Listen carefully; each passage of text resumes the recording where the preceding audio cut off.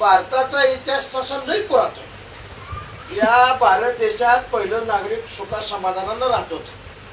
पण या भारत देशामध्ये हे ब्रिटिश सरकार व्यापारी म्हणून टिपी टिपी टिपी टिपी टिपी टिपी प्रस्थापित झाले.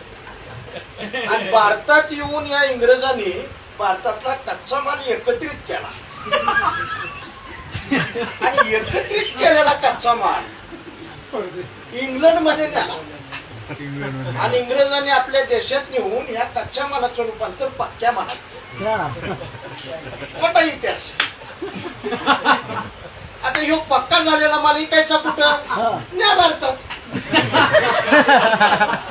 आणि भारतात इंग्रज आले, पक्का माल घेऊन आले आणि जिथं तिथं वसाहती स्थापन केलं, दुकानं मांडली, आवचा भाव लावला, एकाचं डबल केलं. आणि ज्या भारतीय नागरिकांनी त्यांच्या दुकानाला वसाहतीला विरोध केला त्याला उचलला, जेलमध्ये टाकला. भारताच्या नागरिकांनी इंग्रज या चोळामुळे चळवळी चालू झाल्या. इंग्रजाकडे शस्त्र पुरवठा होताच. धार गोळ्या झाल्या. नागरिक खलास.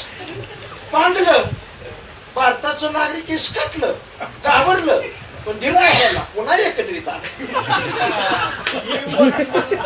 आणि एकत्रित येऊन या भारतीय नागरिकांनी क्रांतिकारी संघटना स्थापन केल्या. क्रांतिकारी संघटनेचे पांढरे कपडे घातलेले क्रांतिकारी आणि पुन्हा इंग्रज ह्यांच्यात हे चोळामोळ चळवळी. पुन्हा इंग्रजांनी शस्त्र पुरवठा करला, धार गोळ्या झाल्या, 2-4 क्रांतिकारक शहीद झाले. पण धीर नाही सोडला.